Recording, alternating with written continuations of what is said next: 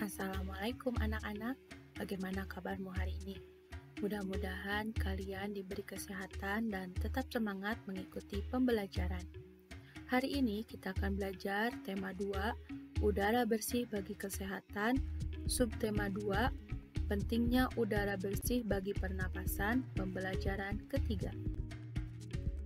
Kerja bakti. Pada hari Minggu, warga di daerah tempat tinggal Edo mengadakan kerja bakti. Mereka membersihkan sampah-sampah yang menumpuk. Selama ini, bau busuk dari tumpukan sampah telah mencemari udara di lingkungan tempat tinggal itu. Warga harus menutup hidung saat melewati tumpukan sampah yang membusuk itu. Sebelum melakukan kerja bakti, seminggu sebelumnya warga bermusyawarah untuk mencari pemecahan dari masalah sampah. Selain menggunung dan berbau busuk, kadang-kadang tempat sampah itu terlihat berantakan karena ada beberapa orang yang berusaha mencari botol-botol bekas untuk didaur ulang. Akibatnya, pemandangan dan udara di lingkungan sekitar tempat sampah menjadi kotor dan bau. Setelah bermusyawarah, warga mendapat sebuah penyelesaian. Warga akan menyiapkan 2 macam tempat sampah. 1. Tempat sampah untuk menampung sampah-sampah yang dapat didaur ulang seperti kertas dan botol-botol bekas. Tempat sampah lainnya digunakan untuk menampung sampah-sampah yang dapat membusuk, misalnya dedaunan dan sisa-sisa sayur. Selanjutnya, sampah-sampah yang dapat membusuk itu akan diolah menjadi pupuk kompos yang dapat digunakan warga untuk memupuk tanaman.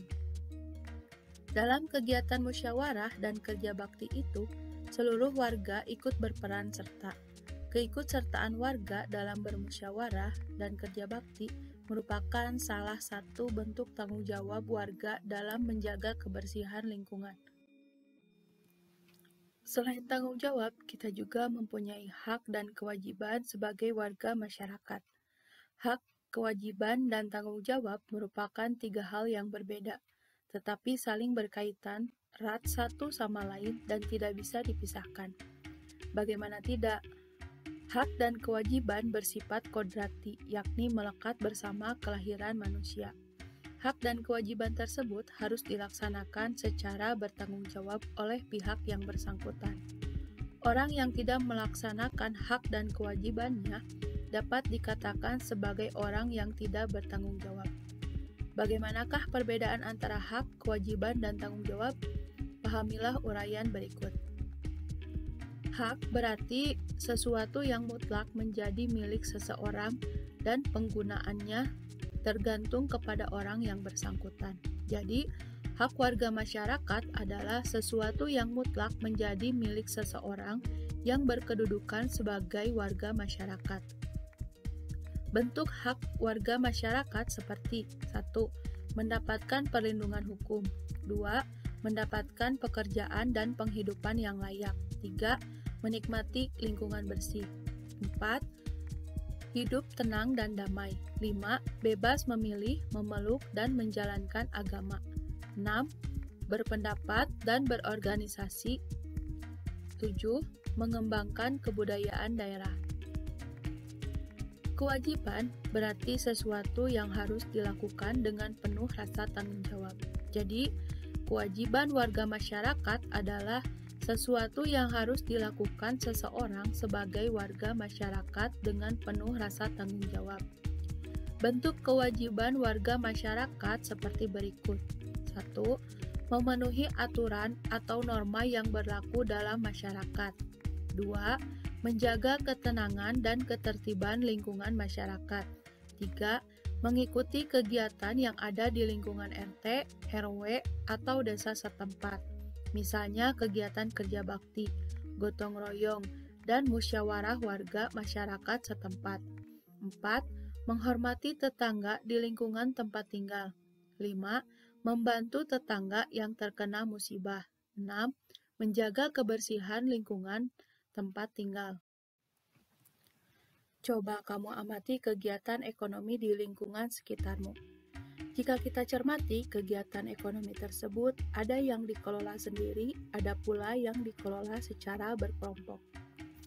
Jenis usaha yang dikelola sendiri disebut usaha perorangan. Usaha ekonomi ini memiliki modal terbatas dan biasanya dikelola secara sederhana.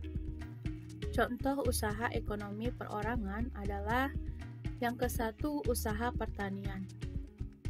Sebagian besar usaha pertanian dikelola secara perorangan. Usaha ini memiliki modal terbatas.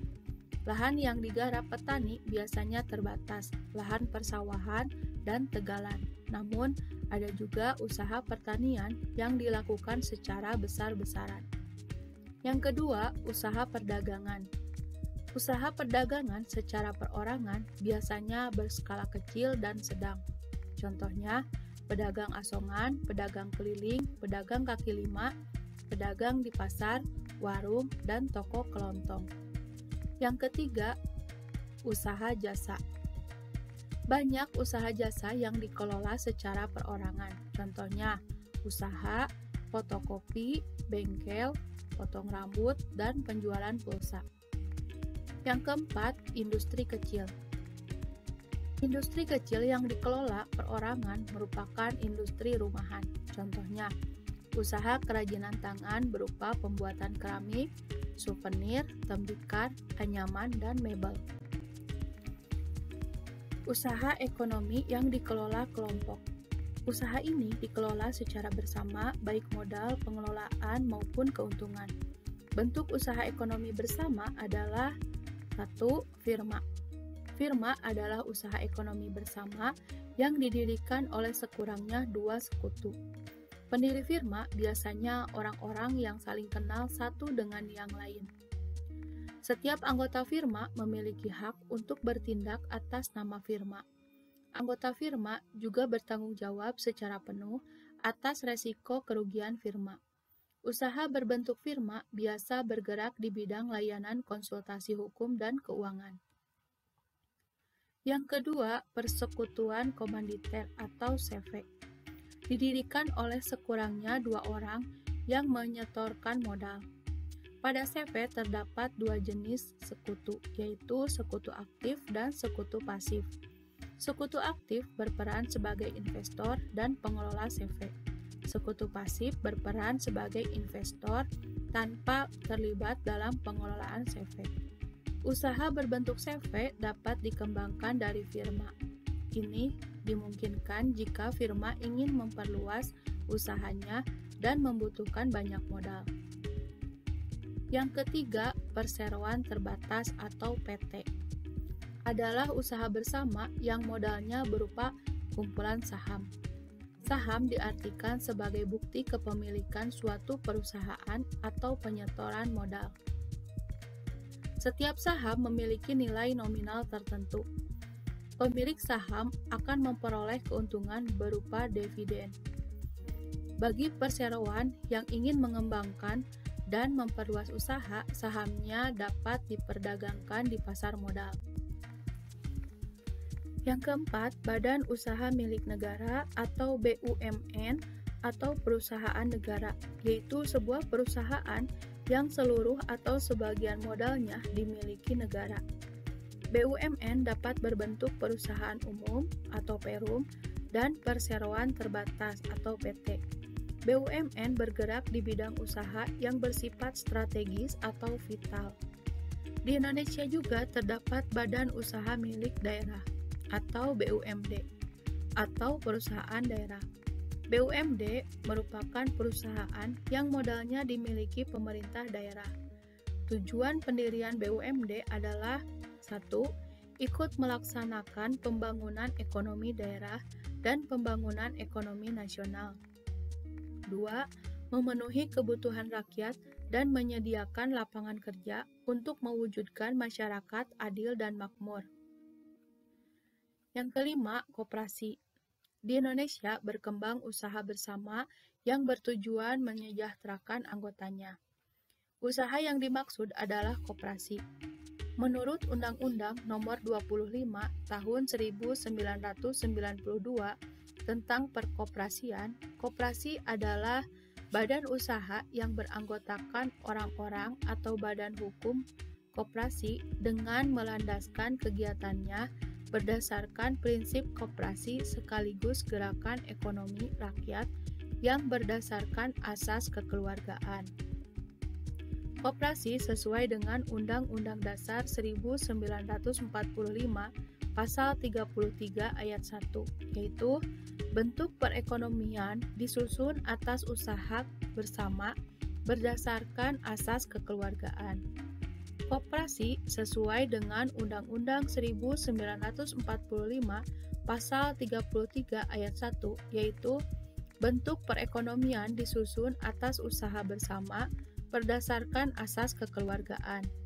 Koperasi yang pertama kali dikembangkan oleh Dr. Andes Muhammad Hatta.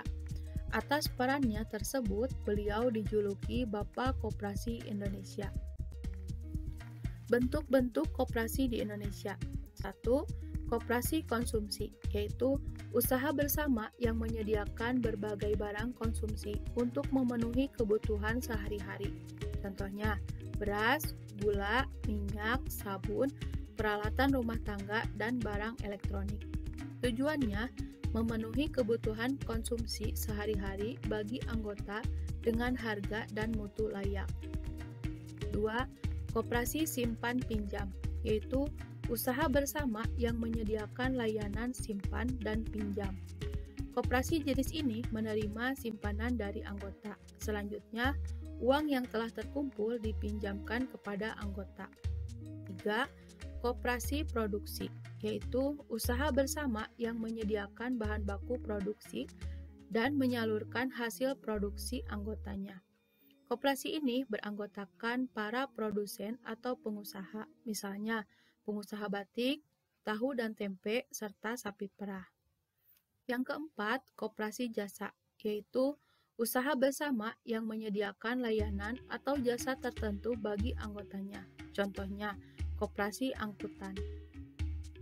Yang kelima, koperasi serba usaha, yaitu usaha bersama mengelola berbagai jenis usaha, misalnya penyediaan barang konsumsi, simpan pinjam, penyediaan bahan baku, dan penyaluran hasil produksi. Contohnya, koperasi unit desa atau KUD.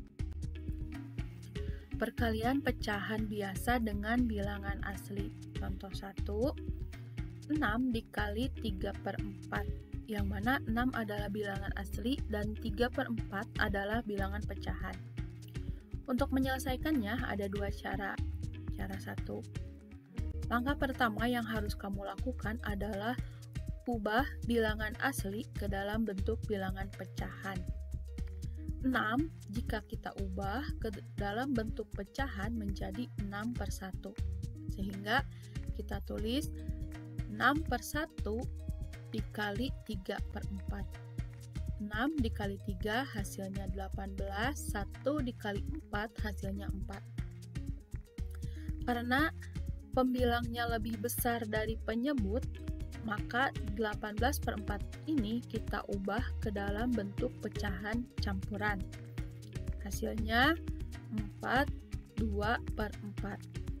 Perhatikan, di sini 2/4-nya ini masih bisa kita sederhanakan dengan membagi antara pembilang dan penyebut menggunakan FVB.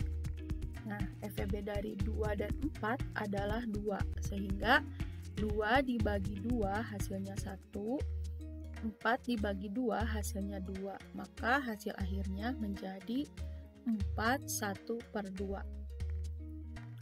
Cara kedua, 6 dikali 3/4. Yang harus kamu lakukan adalah membagi pembilang dan penyebut dengan angka yang sama. Caranya dengan mencari FVB dari kedua bilangan tersebut. Ingat, 6-nya kita ubah menjadi pecahan sehingga 6/1 dikali 3/4. Di sini yang bisa kita cari FVB-nya adalah 6 dan 4. FVB dari 6 dan 4 adalah 2, sehingga 6 dan 4 ini kita bagi 2. 6 dibagi 2 hasilnya 3, 4 dibagi 2 hasilnya 2. Kita tulis 3/1 dikali 3/2. 3 dikali 3 hasilnya 9, 1 dikali 2, hasilnya 2. Lihat, 9/2 ini pembilangnya lebih besar daripada penyebut. Kita sederhanakan menjadi 4/1/2. Bagaimana? Kamu lebih mudah mengerjakan cara 1 atau cara 2? Silahkan kamu pilih cara yang kamu anggap mudah untuk menyelesaikan perkalian pecahan biasa dengan bilangan asli. Alhamdulillah, pembelajaran hari ini sudah selesai. Jangan lupa like dan subscribe. Assalamualaikum warahmatullahi wabarakatuh.